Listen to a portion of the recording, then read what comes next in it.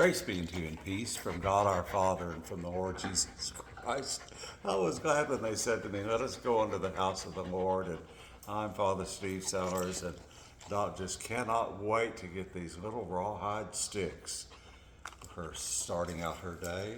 She's happy now. And this is just a brief message of hope for today as we are into the third week in the Easter season, the great Easter tide.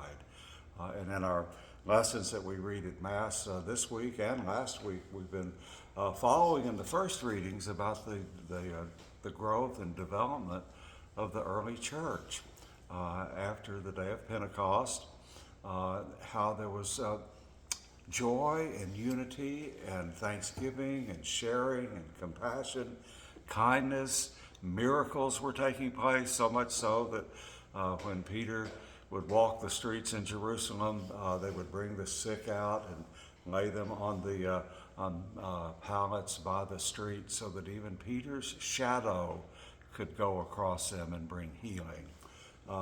It's an amazing story of how the church was growing. And of course, you know that whenever there is growth and excitement, there's also problems and problem makers. And we read today in the Acts of the Apostles how one of the early deacons, one of the first deacons, as a matter of fact, Stephen, who were lifted up by the apostles to share in the ministry.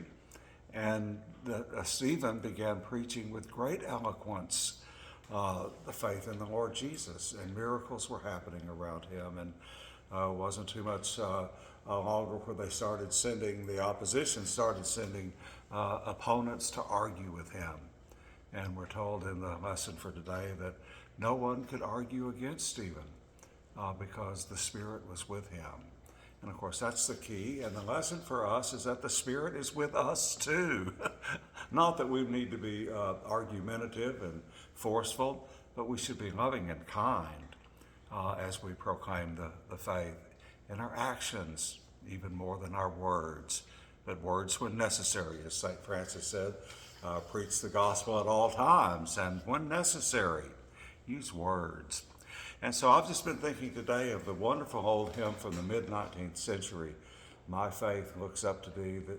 This is Ray Palmer's wonderful hymn and music by Lowell Mason. And this is just one of those soothing, kind reminders to us that we look up to the Lord in all times, at all places.